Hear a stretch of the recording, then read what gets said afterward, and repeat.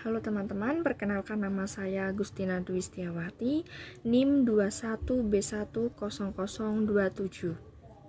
Di sini saya akan menjawab pertanyaan dari soal agama, yaitu tugas ketiga. Sebelum itu, marilah kita berdoa. Saya memimpin doa dengan cara agama Katolik. Dalam nama Bapa dan Putra dan Roh Kudus, amin. Selamat pagi Tuhan Yesus, puji dan syukur kami panjatkan kepadamu karena Engkau telah memberkati kami sehingga kami dapat berada di tempat ini untuk melakukan aktivitas kami masing-masing. Ya Tuhan, semoga Engkau memberikan karunia dan berkat-Mu, curahkanlah Roh Kudus-Mu kepada kami, supaya kami dapat melakukan aktivitas dengan baik sesuai dengan kehendak-Mu. Ya Tuhan, tak juga kami berdoa untuk kedua orang tua kami dan saudara-saudari kami, supaya Engkau juga memberkati mereka dimanapun mereka berada.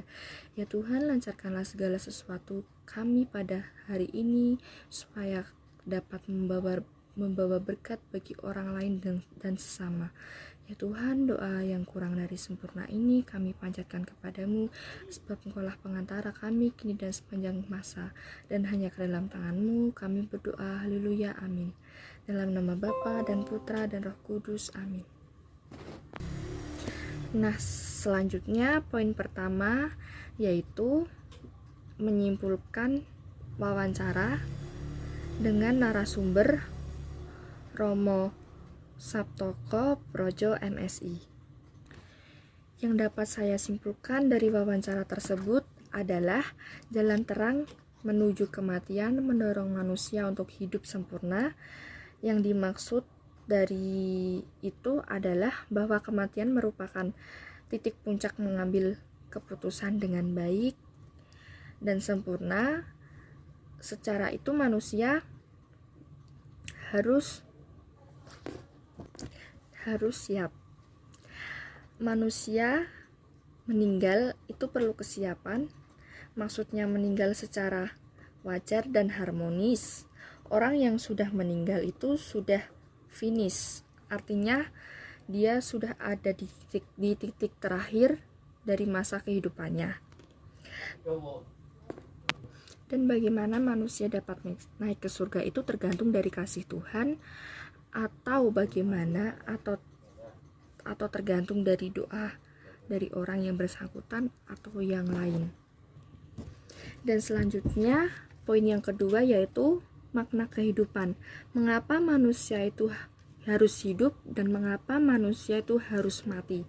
Dari paham makna kehidupan, mengapa manusia itu harus hidup, yaitu berdasarkan kitab Kejadian bab 1 ayat 26 sampai 28 dan Kejadian bab 2 ayat 7 sampai 8, 15 sampai 18 dan 21 sampai 25 tampak bahwa manusia diciptakan oleh Allah Sang Pencipta pada hari ke-6 dengan sabda dan bertindak. Dalam kisah penciptaan itu, manusia diciptakan dalam proses terakhir setelah pembuatan semuanya yang ada di alam semesta diciptakan. Artinya manusia diciptakan sebagai puncak ciptaan Allah. Manusia diciptakan itu untuk mengisi bumi dan untuk menjaga alam semesta yang telah diciptakan oleh Allah. Dan manusia itu sendiri diciptakan sesuai dengan gambaran dan rupa Allah, sehingga manusia itu sendiri memiliki jiwa, roh, fisik, lalu menuju ke suara hati.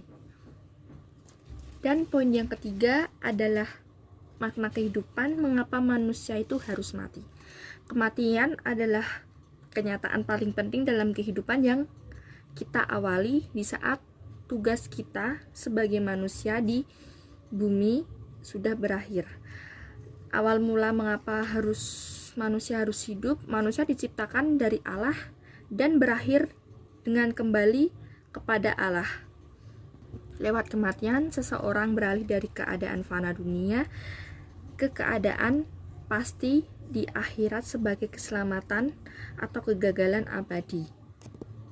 Dalam konteks perjanjian baru, kematian lebih dimengerti sebagai mati bersama Kristus dengan harapan akan bangkit bersama Kristus di rumah Bapa. Dan jadi dapat disimpulkan bahwa mengapa manusia itu harus mati, karena sudah takdir dari Tuhan. Dan juga tadi seperti yang dibilang, kita diciptakan dari tanah, kita diciptakan oleh Allah, dan kita akan berakhir kembali menjadi tanah dan kembali kepada Allah. Demikian Bapak jawaban dari saya yang saya dapat pelajari untuk menjawab soal ini.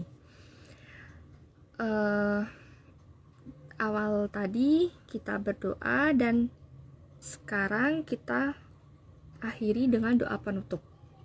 Dalam nama Bapa dan Putra dan Roh Kudus. Amin. Ya Tuhan, terima kasih karena kami telah melakukan aktivitas kami dan dapat menjawab pertanyaan dari Bapak dosen kami. Semoga kami pada pagi hari ini dapat melakukan aktivitas kami selanjutnya. Semoga Engkau memberkati kami, saudara-saudari kami, dan orang-orang yang ada di luar sana. Ya Tuhan, sekali lagi kami mengucap syukur kepadamu dan terima kasih karena Engkau telah memberkati kami sehingga dapat menjawab soal agama ini, pertanyaan agama ini dengan baik sesuai dengan kehendak-Mu. Ya Tuhan, semoga Engkau selalu memberkati kami kini dan sepanjang masa, dan hanya ke dalam tangan-Mu kami berdoa. Haleluya, amin. Dalam nama Bapa dan Putra dan Roh Kudus, amin.